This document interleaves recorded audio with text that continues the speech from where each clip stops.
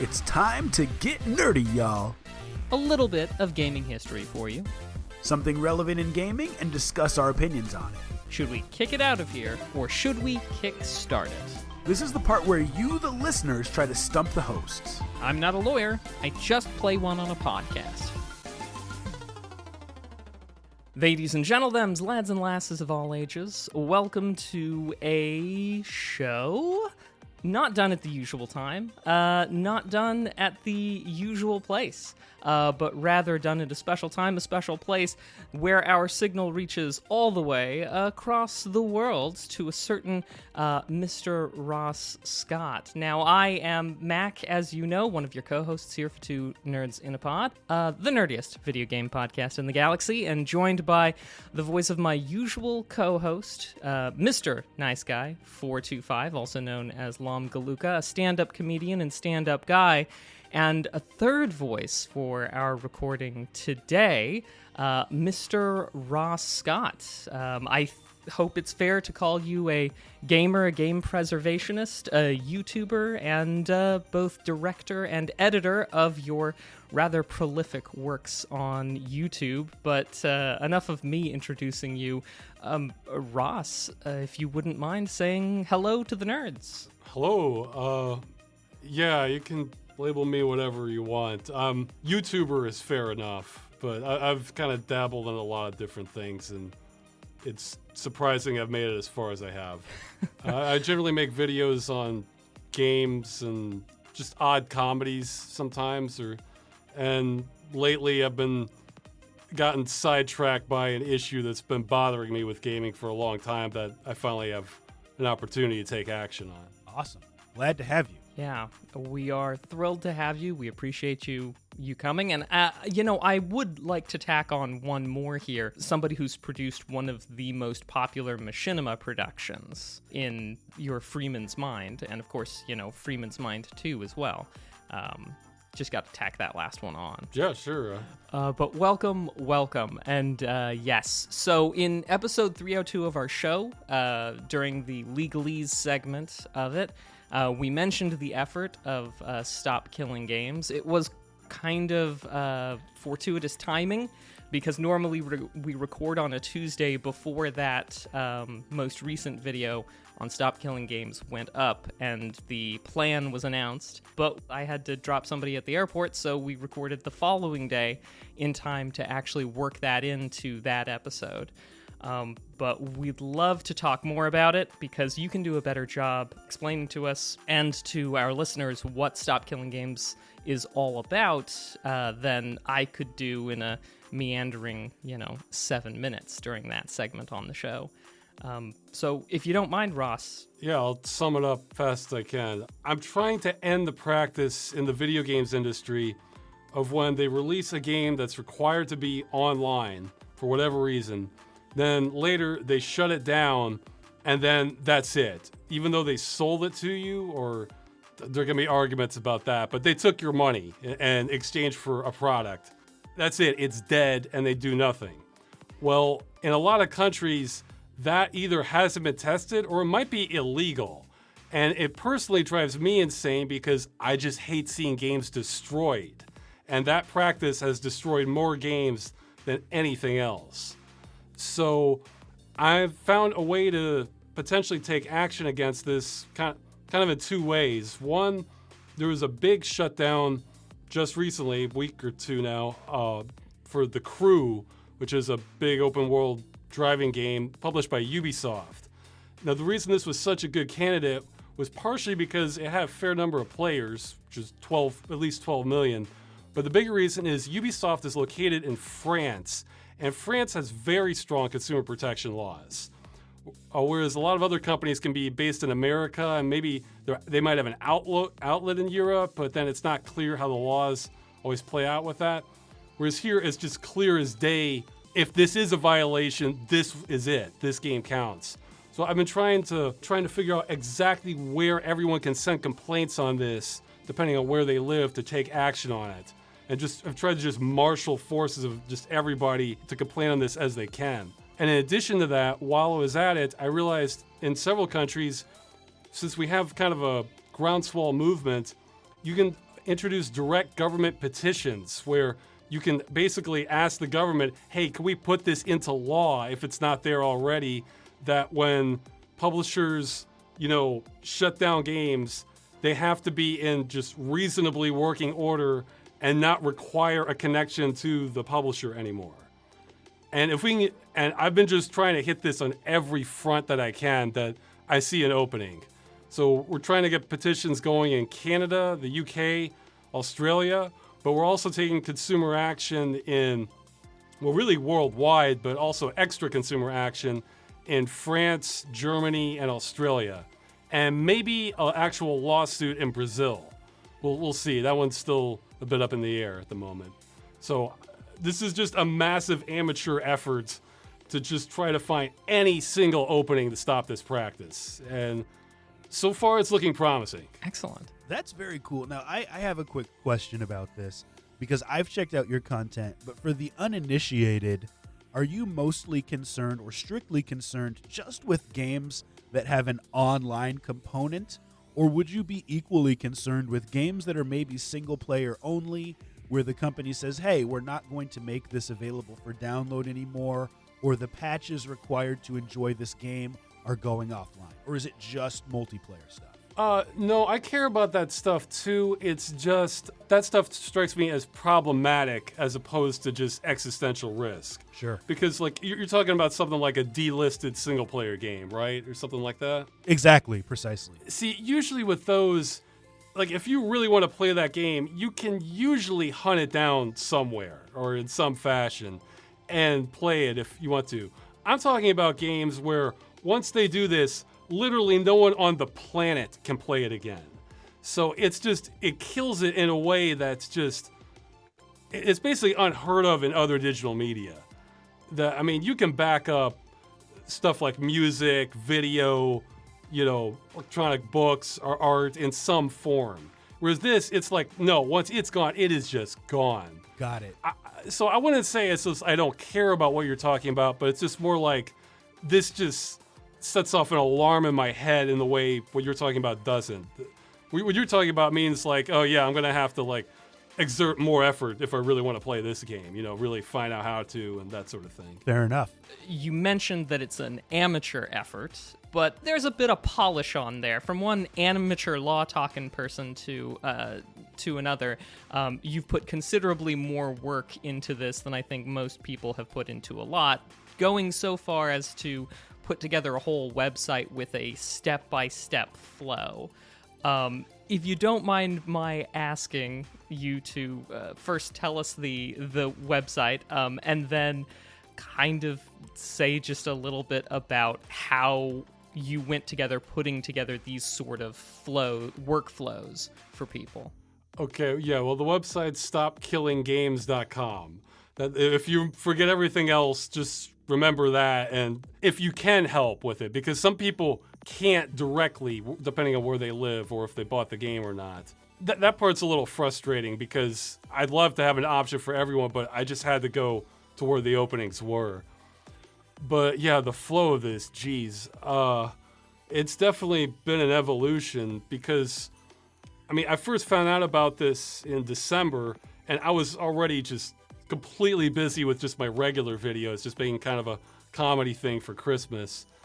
And I didn't even really look into it until the beginning of January or after that. And then I realized that's when it kind of clicked in me. It's wow, we might actually be able to do something because this is Ubisoft. Mm-hmm. And it's not that Ubisoft is unique, it's just that their location is in France. Just going to see if there's any possibility whatsoever of a class action lawsuit, but then also look in the United States, but then also look into international options. And then I basically told people, if you think you can help, contact me. And that gave me a lot of leads and started putting me on the path towards thinking that this is probably going to have a much better chance internationally because I couldn't do all that research by myself, especially when it's in a foreign language. Mm-hmm. So anytime somebody from Germany or Netherlands or wherever would contact me, I'd say, well, here, can you check these agencies and that sort of thing. And also during that time, I got more information on the USA that eventually led me to the conclusion that there's almost no chance whatsoever. This is just a complete dead end. And as that continued, though, I kept getting more and more feedback from various countries. I made another video kind of updating everything. I think that got less views, but I got double the amount of emails coming at me from that one. That led us on a lot of dead ends where, especially in Europe, we thought first people should contact like the national consumer agencies. A few might work, but a lot of them that only affects businesses in that country. And Ubisoft's in France, so you need to go to a different agency network. And then when you go to there, it's like nobody knew what was happening. I mean, or not knew what was happening, knew how to handle this. We got completely different answers from like the same agency or from different countries. Or, you know, I put a quote in the video, there is no clear legal regulation on this. And for the ones that said they could do something, they were just going to pass it to France. And we got lucky in that France's agency could take that directly. So I just figured, wow, if we can do that, we can just send everyone directly. And we found a few other options too, like Germany's Consumer Protection Agency was strong enough to perhaps act on this. Even now, there might still be a couple options we're kind of investigating a little more. But as for the flow, I was just kind of going through and just figuring out, okay, which of these sound viable that if we had enough complaints, something might happen, and which just seemed like total dead ends. They're not going to go anywhere. And I just filtered them all out and then looked at what we had. And it was a little confusing, and I realized it was vital to make this as easy as possible for everyone, because if I just gave a link and said, go here, we're gonna lose 90% of people trying to do this. So we went through and just got everyone to go step by step, and then I looked over the guides, and then sometimes they would be too wordy. They would say in 20 words what I could say in 3. You know, they would be, some of them would be trying to give all these long explanations. I was thinking, like, no, we don't need to explain anything if they're here. They just need to give them orders. Go here, fill this line in. It's like this. I mean, some points, you know, we needed to give some prompts of what to say, you know, in their own words. But so, and then we got help from screenshots, kind of put them all together, and then someone else helped build the website. And thankfully, I didn't have to design all of it. I just explaining what I was just kind of explaining who we had that were coming in from different countries. They were going to have different options. And then once they got there, we wanted to direct them to the guides and then, you know, make the guides easy to navigate and that sort of thing. And so it was definitely a very collective effort. I am super passionate about this, and I agree with a lot of the stance you're taking. You know, I think about one game I used to love back in the day called Gotham City Imposters. And it was like a $15 online-only game where you'd go around as bats or jokers in a grassroots effort, ironically, shooting each other and just having a good time with your friends. That game effectively got shut down. For a while, it was free on Steam. Now I believe it's delisted, and there's no online component, at least on Xbox, that I can play anymore, so that game is gone. So I totally understand where you're coming from. My question for you, you know, outside of the crew and maybe games that you thought, hey, this is one that's big enough where we can get something done, was there one or two games that inspired this from you where you thought, man, I wish I could still play this? Or was it more the ethical aspect of this is wrong that made you want to start the movie? I think it's the latter one, because honestly, this actually started bothering me on games I have never even played in the 90s. Oh, okay. Because I remember thinking like, few I remember off the top of my head are EverQuest. You know, I heard a lot of people talking about that. I was hyped. They were hyped. I was thinking, man, if it's online only though, like, what happens when they shut it down? This sounds pretty amazing. Or there was one, Need for Speed Motor City Online was another one. Again, I never played it, but I could just understand from the get-go. It's like, well, wait a minute. You know, these other games I can run forever, more or less. Sure. But this is something. So it's always bothered me, but it's just gradually turned up the pressure more and more. I mean, because with MMOs, it was always kind of the subscription fee was always a deterrent for me from MMOs anyway, but just conceptually it bothered me. But then later it spread to other games where these are ones I would have played normally anyway, like Darkspore or Battleforge. I was curious about those. Those weren't like top of my list or anything, but Sure. The Crew is an example of one where it's sort of at the top, where The Crew is a game where if I could mod it, it would probably be my favorite driving game. It has a lot of problems, but nothing that couldn't be fixed by mods, but that was never an option. There's another game that kind of suckered me in. It's still going, but I'm concerned about it, The Secret World, which I think that game's just kind of amazing in a way, but the thought of that shutting down, again, that would be like a tragedy to me, so... While we're on the subject of other games that are in the same vein, whether they were part of the inspiration or whether they might be in danger themselves, Ross, can you give us an idea of like the scope? Surely you're not somebody who happens to be so wild and crazy as to have a list of all this. Well, I used to, but well, actually, that's something we might get some more volunteer help on to revitalize. I did make a list back when I made an earlier video on this topic. It's outdated now because I just didn't have time to keep up with it, and the volunteers helping just kind of got worn down by how many entries were being added to it. And even then, we were trying to be a little picky with it because something that's had, years of work, millions of dollars put into for like an MMO or something isn't quite on the same level as just some throwaway mobile game, that's meant to just be played for 5 minutes and that's it. So we were trying to kind of hold back at some of them. Here, let me see how many entries that has. Oh, okay, well, this is a little misleading because we also included ones at risk. Sure. But on this list, it's currently up to 572. A little misleading because these aren't all full game deaths. Like I'm noticing a lot of these we have here, like at risk. Somebody put down Forza Horizon multiplayer.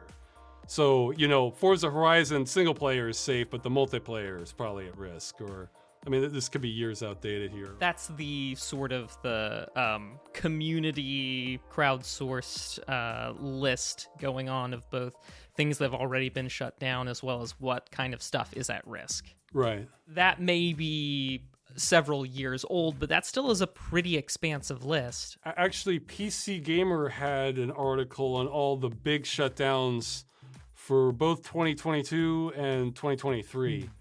I've also been linking to that. Well, so do you think that the scope is bigger than that 512 or 500 that you've got on that list? And do you think that it's going to be an even bigger list going forward if we had the correct information and compiled? Yes, I definitely think it's bigger. Okay, this is just total intuition thing. Sure. From my impression, it's increasing at like a really low exponential rate. So, it's not just spiking up from one year to the next, but it seems to be increasing each year and a little bit more than just at a linear rate. I'd argue it's probably most multiplayer games now. That's definitely a big shift from, years back. Kind of just spitballing here and just learning more as you're talking to us about this movement. I wanted to talk about MMOs, and just to play devil's advocate, you talked about the subscription fee and how it kind of deters you. It deters me too. So I feel you on that. What would you say to someone with a company who says the purchase of the game is not what entitles you to play this, but it's the subscription fee? And if we as a company no longer offer that subscription fee, that's the reason that you are not able to play. It was not the purchase of the game. Oh, and just before I get to that, I realized a common misconception that comes up a lot, just real quick. I am not wanting companies to keep their servers up forever at all. Like, I want them to end support whenever they want, just to have an end-of-life plan in place, because some people misinterpret that. What you're saying, I think, is something we may get lucky on, because back in the early to mid 2000s, like almost all the MMOs were kind of subscription fee because they were all trying to ride the World of Warcraft train. Yep. And a lot of them, what they found was that there wasn't just a big enough player base of people who were willing to pay a recurring fee every month to sustain it, and a lot of them fell off. But the ones that survived generally switched to a free-to-play model where they, made up the money during microtransactions. Well, here's a question to pose to you guys.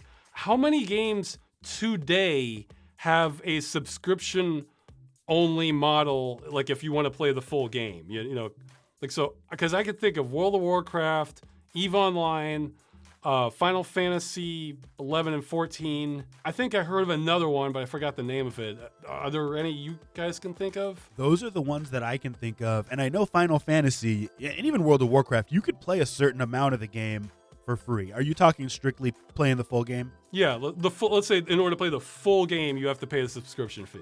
Those are the only ones that I can think of. Although I will say that some might argue, you know, a game like Fortnite, a game like Apex Legend, a game like Call of Duty Warzone, the full game, quote unquote, is unlocked by purchasing a battle pass, right? Having access to some of that content that is part of the game. I don't necessarily agree with that, but that argument could be made. I think you're right in the number of games you listed. I would have none to add, mostly because my head is so firmly in the past that I couldn't even fathom how many things are. Retro gamer. Yeah. It's possible we might have a little bit slip between the cracks, but there are so few subscription fee games now that I'm not super worried about that, because if we can get every other game, that's going to be 99% of them. That is one thing we're trying to focus on with the petitions, is to also cover microtransactions, because those are generally sold as a one-time purchase, which means in a lot of countries that's considered a good and not a service. So with goods, you have different protections and expectations, and if they shut down the game, well, then you lose access to all your goods. And in fact, I've learned in Australia especially, there's a legal term for this concept called undisturbed possession. The idea is, you know, even though you bought it, if the seller's doing something to prevent you from accessing what you bought, that can be considered a violation. I mean, I don't like it on a personal level because, again, I just don't like seeing any game destroyed. But if it was a pure subscription fee game, yes, everything I'm doing might not even touch them. However, how many of those subscription games don't have microtransactions also? Because they usually like to double dip. By going after the microtransactions, as I have a liability for an end-of-life plan, I think that catches almost everything. I've said this before on the show that I think the incentive structure in video games is, you know, we've got us, the gamers. You know, what we want is we want money we want to give you money and we want to get some entertainment. And maybe, if we're lucky, feel a couple of things along the way. Make a few buddies. Yeah, make a few friends, or even, you know, say goodbye to somebody that we didn't know we loved as we were playing.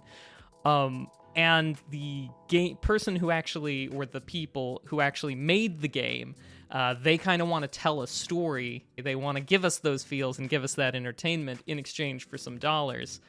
And then we've got these game publishers who are basically being middlemen in between, and they're the ones who seem to be getting in the way. Because I think the incentives and what people want is, we want art and we want to experience that, and the dev usually wants to give us that experience, and they certainly probably don't want their millions of dollars, their hours of their lives to go away.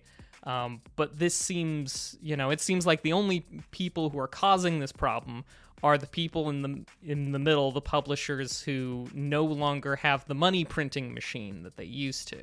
And I think that incentive structure is always going to be in place, which is why we're always going to have this problem for video games. And while I would love to think that we could, as individual consumers, be like, hey, you know, stop killing our games, I think the best thing we ever got was when we had Deal With It, which was, you know, about Xbox One, you know, always online. And that anniversary was just a couple weeks ago. That the best we got was a stay of execution, kind of. There's no way for us within the framework around video games. I don't think there's any way for us as customers to nip this problem any other way than how you were trying to go about it with StopKillingGames.com. it's just a lucky coincidence that this is also a major consumer rights issue. That this, if you buy a hammer in a store, the company can't come back and take the hammer back after an undisclosed amount of time, or if they do, it's a rental, and they tell you exactly when you have to bring it back. No, with what you're talking about, that's true, and that's going to remain a constant incentive. And I know some people have said, they talk about, oh, well, you're stupid for buying it in the first place, or you should just boycott. Look, let's get that out of the way. I have never seen a successful boycott of a game where the game itself is enjoyable. Right. So they can get away with anything as long as the game is fun in that moment. The alternative is talking about something with a proven track record of never working. Whereas what I'm trying has never been done to the best of my knowledge. So at least I'm at a maybe scenario. Also, you mentioned with the developers, there are some that would want their game to shut down, not have the players have anything once they're done with it. But I think they're in the minority. I think if your average developer had a vote as to what happens to the end of the game, then it would be night and day. It would probably be 90% better. And I might not bother with it then because it could be so minor, the games that are being affected that way. But yeah, no, I haven't been able to find any other option. Oh, and just one other thing I forgot to mention, because this is another common misconception. Whatever I do, even if we have any luck, it's going to be slow. So we're really talking about games of the future. Because there's going to be some people saying, well, no, yeah, that's a nice idea, but what you're asking is impossible because we've designed the game this way. This would be months of recoding. And in a few cases, that might be correct. There's some games that could be extremely problematic to have an end-of-life plan. But if you're talking about a game years from now, you're designing, I don't buy that excuse that you can't have an end-of-life plan for it. So it's, unless you're really trying not to, So to your point and to Mac's point, I've always been a big proponent of vote with your wallet.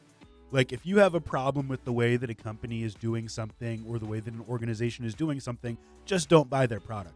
But I also agree with you that boycotting, I use Call of Duty as an example because it's such a big behemoth in the industry. It's just not going to happen because there are going to be enough people purchasing it that a mini boycott is not going to affect the developer. I want to push back and be objective a little bit just on your comments on end of year plan.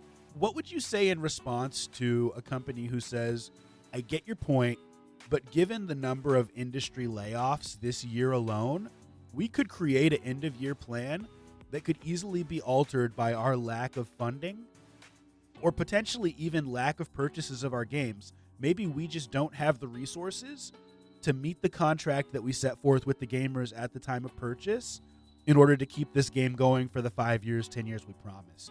I think best case scenario, even if we win on everything, it's years from now before these laws will probably go into effect.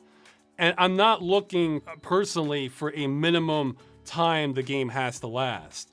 I'm fine with them shutting down whenever they want, as long as the end of life plan is part of that.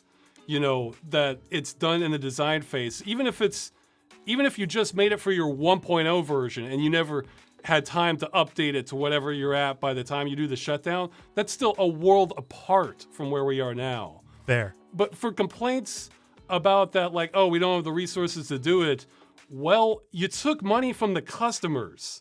And that's where the laws come in, that there are rules on commerce. If this was just a completely free thing, then nothing I'm doing would affect anything, any of your plans. But I feel like some liability should come into play if you're taking money from people for kind of the expectation of a game. That with the vote with your wallet stuff, I actually take a similar approach personally. Say there's a game I'm sort of interested in, but then they added all this stuff that I'm thinking, this doesn't look that fun. Then yeah, I won't play it. My problem is this kind of subverts the whole concept because it's well, what if you love the game? This is exactly the kind of game you want to play.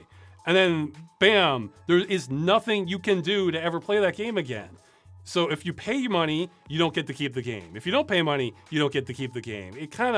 It's trying to subvert the concept of ownership of your copy of it. The classic mentality doesn't really work there. Also because, each game is unique. It's not like, like a toaster or an oven where the purpose is to heat up your food so you can get another brand and it'll heat it up just as well. Each game is its own unique experience. There might be some games similar, or sometimes there aren't. And so it's kind of forcing you to make a decision you shouldn't even have to make, in my opinion. Like you're talking about like the masses with Call of Duty. In my opinion, the average customer should not have to think about this. They should just have to think, oh, this looks fun. You go have an adventure, shoot people, or do driving game. They shouldn't have to analyze all these details if they don't want to. They should be able to just buy it and have a good time, in my opinion. So That's fair. I don't think that burden should be on the customers. That's fair. I mean, yeah, they might want to look at a review, see if it's fun or not, or if it has big problems. Like turning the blame against the people who bought it, that just seems like, I don't know, it looked barking up the wrong tree, in my opinion. Sure. We've talked a lot about the problem. We've talked a lot about why this impacts games. And if anything, I think it's fair to say this will continue to impact games. We seem to be hopeful about these specific methods for some reasons. For example, like these haven't been tested before. Madness is attempting the same thing and expecting different results. Well, this is a different thing to hopefully get us to the result. But I wanted to ask if there are any reasons to be hopeful that, let's say, this works in France, that this works in Germany, in the UK, in Australia. Is there reason to think that it will have a larger impact than just in that one country? Oh, 100%. Like I would say, I'd say there's a chance if even one of those countries decided this isn't lawful and you'll be fined, this might end the practice almost entirely, because those are big markets. Again, if it's a known requirement from the design phase onward, this is not that expensive for companies to adapt to. It's it would be like knowing your game has to have achievements or something. Like, I mean, it can be more complicated, but from the design phase, you could figure it out. So if they know they have to have that for one country, well, then they've already done the work. So then they may as well just release it to the other countries because it's already there. Occasionally, a company does it the right way. Like a recent example I've been using is Gran Turismo Sport. It was online only for almost all of it, and they released a patch, and now it can work indefinitely. And I had another thought for what you were going to say, but I lost it, so go ahead. One that I think is cause for hope, and you mentioned it in your Stop Killing Games video, is refunds.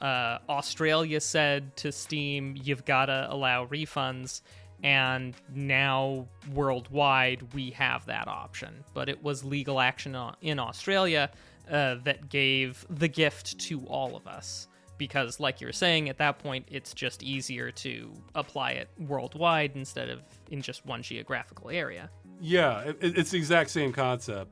And I remember what I was going to say about the game being, like, it's designed to be online only and everything. Well, okay, this is a subjective opinion of what people appreciate about the game. For some people, there is no point in playing some games if they're not online. And I get that. In the Cruise case, I think that's particularly weak argument since it has an entire single-player campaign, and even if you're with other people, I forget the exact limit.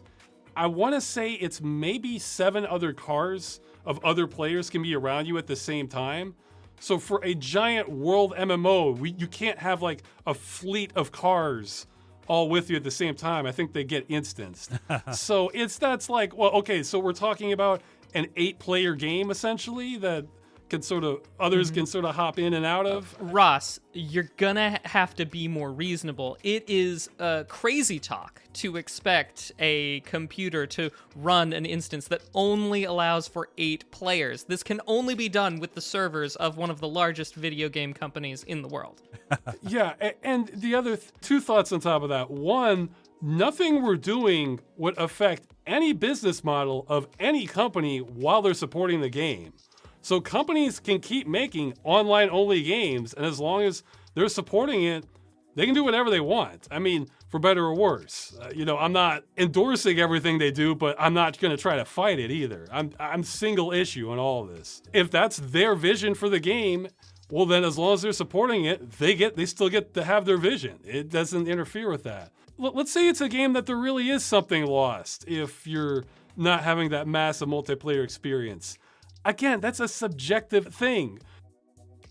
There are illicit World of Warcraft emulators that just individuals are running, and I think they can handle up to thousands of players, but let's say they can only handle 5. Well, for some people, maybe just having a couple of their friends, even if the game's shut down, then just their own private little version of it might still be a fun experience for them. It might not be as good as when it was in its heyday and was being supported by the company, but it's just a world apart from never being able to play it again in any form, Well, I don't know too much about World of Warcraft, but I feel like the most you had a squad to do in World of Warcraft was like 10 or something. I seem to recall there was like 10 people in the Leroy Jenkins video. I think that's an instance thing. I think there's some incidents where they can get hundreds. Where people are raiding. I know for a fact, EVE Online, they're always making news articles, but they'll have these giant battles with hundreds, maybe thousands of people there all at once. So, yeah, you're very unlikely to get that kind of experience after the game ends with some sort of end of life thing. But again, let the players decide how much they want to play the game. Ross, completely unrelated question to the cause. I'm just curious, what are some of your favorite games today? Just sincerely curious, what are you playing? What do you like to spend time on when you're not doing other things? Okay, but by today, you mean they've come out recently or just anything I'm playing? Or you could go retro, just whatever you're playing right now. Okay, well, right now, nothing. I've been playing nothing for about 3.5 weeks. Fair. But before, because I was just so busy with this. Yeah. Because I knew it's kind of like a sprint where, it's going to pay off for me to just do more work now and then take it a little easier later rather than have it more steady. But prior to that, games I was playing, I played Reventure. I enjoyed that. Ones I'm still kind of playing, here I'll bring it up. I haven't uninstalled them. Greedfall, Cloudpunk. Let's see. A couple months ago, I beat Days Gone. Nice, great game. I was playing a little bit of Stygian Reign of the Old Ones. There's so many games now. I try to just go through ones I like, and then maybe many years down the line, I'll come back and revisit it. Oh yeah, The Ascent. That's another one I was. Yeah, that was the almost dungeon crawler cyberpunk type game, right? If I remember correctly. Yeah, I'm just trying to scratch off as many that look interesting to me as I can, and sometimes ones I realize I'm not going to enjoy this gameplay, but this world or this story looks interesting, then I'll just bail on it and then just go and watch a playthrough sometimes and skip through the tedious parts. Like I did that a couple months ago with Parasite Eve. I never got around to playing that one. I was looking at that and I was thinking, I don't like this gameplay, but I am curious about where they're going with this. So I went and watched the playthrough of it and just skipped some chunks. We're kind of benefiting from you having hollowed yourself out with respect to video games to focus entirely on stop killing games. I don't know if there's anything that that you would like to talk about. Obviously, we've got both the direct make your complaints to your consumer protection agency or to the company, as well as the less direct government initiatives. But is there anything that you've seen in the past couple of weeks, maybe that you're ready to talk about, that has given you, some hope that you're making inroads in these ways? Oh yeah, plenty of things. Well, I guess I'll start with like the worst thing that's happened is that these petitions have all been stalled. That is our biggest fumble out of all this, because we submitted these weeks in advance for all of them. Yeah. And none of them are ready yet for different reasons. And so it was driving me crazy originally. And now it's just like, oh man, we just have to accept the loss on that one. I mean, the loss of momentum. They're still coming out and still gonna have people signing it. But that's the worst aspect. The consumer action on the crew actually has gone almost perfectly. I've gotten indirect evidence that the German agency is well aware of it. We're making progress in France, and with Australia, I haven't gotten direct feedback. However, I did finally get in touch with a law firm there. I tried like 6 different ones, only one responded. And they're gonna be able to help us kind of signal boost, where they're gonna file an official complaint from a law office with the ACCC, which is their consumer protection agency, and that should get attention in a way even lots of individual complaints on the same issue won't. So and Australia was already planning to investigate the games industry for other shady practices like loot boxes or, targeting kids or stuff like that, or with gambling. So if we can just tag along on our issue on this, then we're set for Australia. It's still up in the air, but the Brazilian class action lawsuit is looking more and more likely. This part's an oversight on my part because I was so focused on just getting everything ready for when the game shut down. But I'm going to try and set up a public Discord where just people can join, discuss this, and maybe have ideas or have their own initiatives, that sort of thing. So not everything has to flow through me. I guess some bigger news is Patrick Breyer, if I'm pronouncing his name right, is a member of European Union Parliament. He picked up on this on Twitter and expressed support for it, and he's investigating this. He thinks it's illegal. Wow. I think elections might be coming up, so this might be like an easy kind of publicity win for him, which would be great. His party is an advocate sort of for digital rights in general. That's awesome, because I wouldn't say that here stateside we're getting too many people in politics that are in favor of anything related to gaming. It's a lot more about making sure ratings are clearly visible on the box, and in some cases even banning certain types of content. So that's cool to hear. I have almost lost all hope on the U.S. on this issue. I did say people could try the FTC because why not? And I got coaching from a U.S. lawyer on points we could bring up in our complaints that might get them to act on this, but I'm not holding my breath. In the video, I called this the suicide mission of the operation.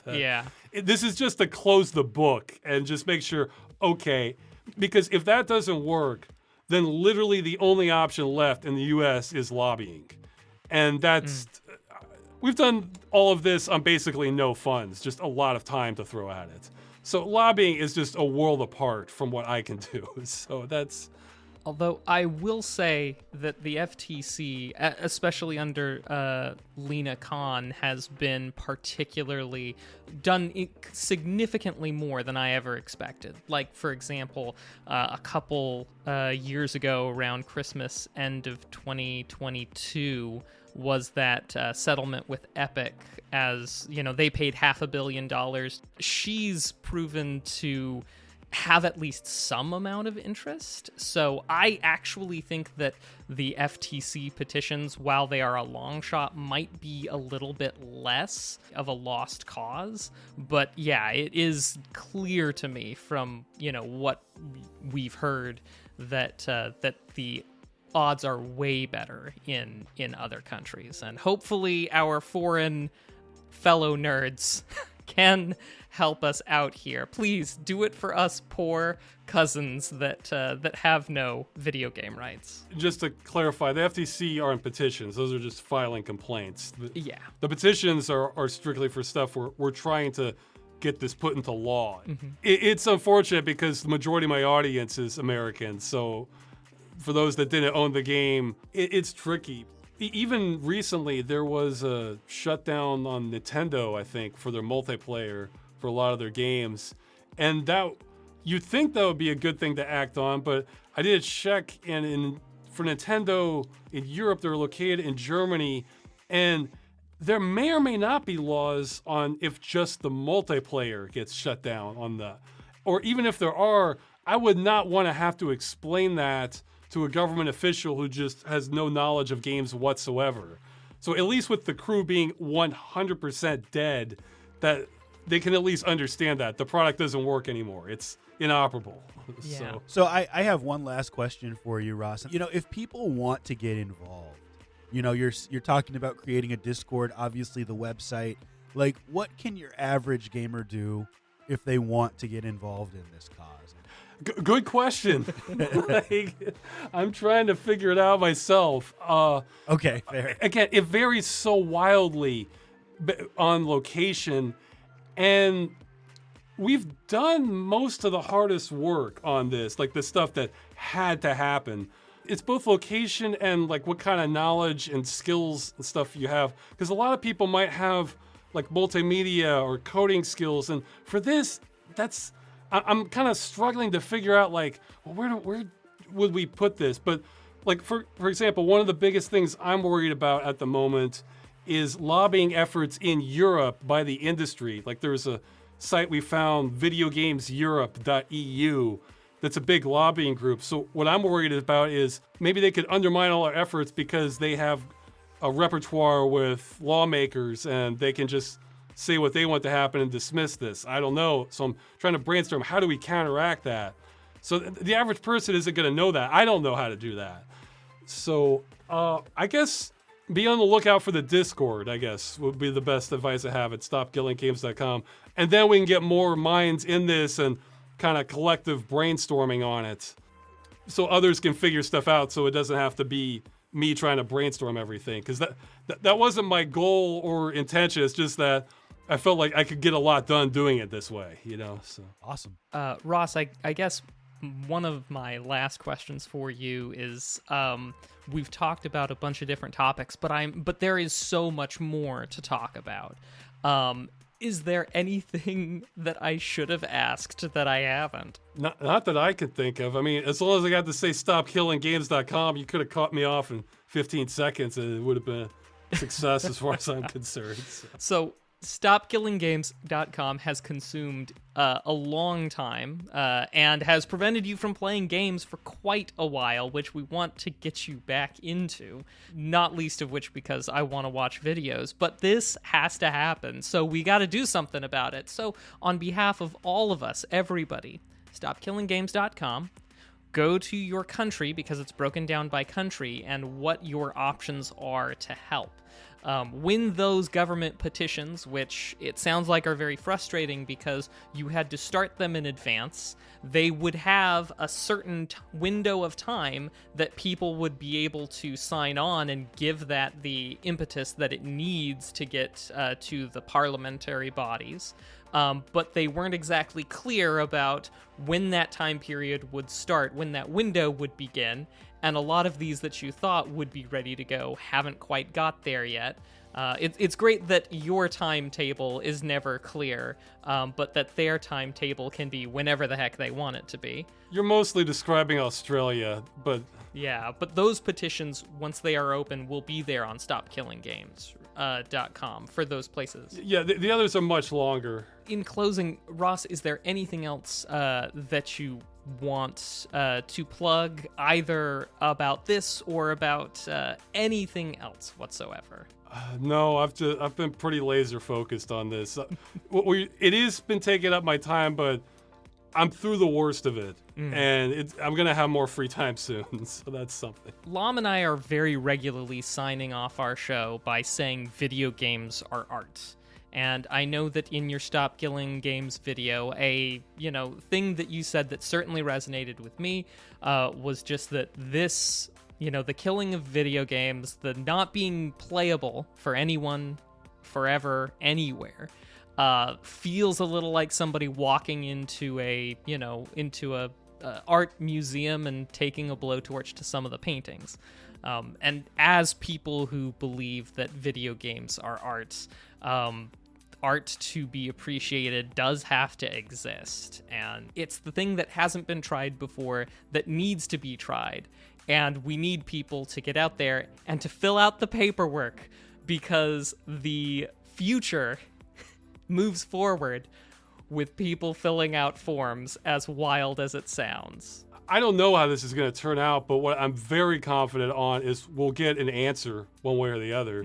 We won't have this, we don't know if anything can be done from governments, Because if I know it's hopeless on the legal front, then I can kind of move on and look at other options. But if it's just, Oh, I don't know. Like that upsets me more than if the agencies told me to go to Yeah. hell. Like, so. Because that at least would be something, and we'd know we'd have to go to the high seas.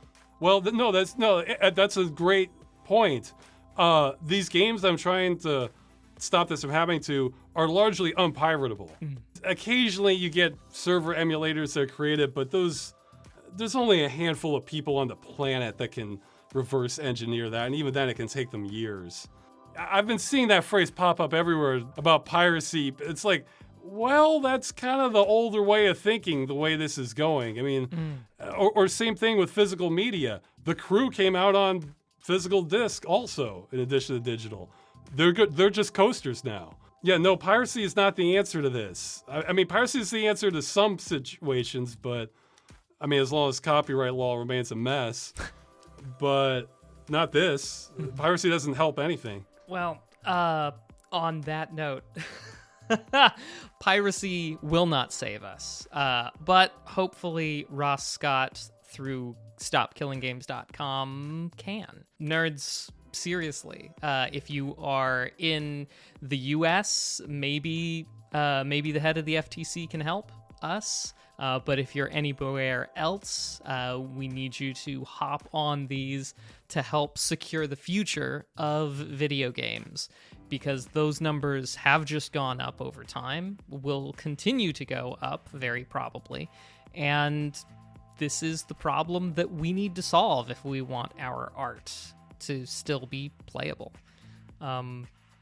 Ross, thanks for joining us for this special episode, and for sharing with us the months of work, professional, amateur, paid, and volunteer, that have gone into compiling this and to giving us an idea of a new avenue to take to try and solve the problem ahead of us. And on behalf of a grateful gaming public, I appreciate it. I think we all do. Yeah, thanks for joining us, man. This is a great discussion. Sure. Well, thanks for having me. I'm just trying to hit as many avenues as I can. That's my approach to all of this. It's just like a military operation almost. All focus leading to this, because then, however it turns out, I'll at least have peace of mind on it that I did what I could. Love it. Thanks for doing what you've done, General. We'll see you at the front. All right. Thanks for tuning in, everybody. See ya.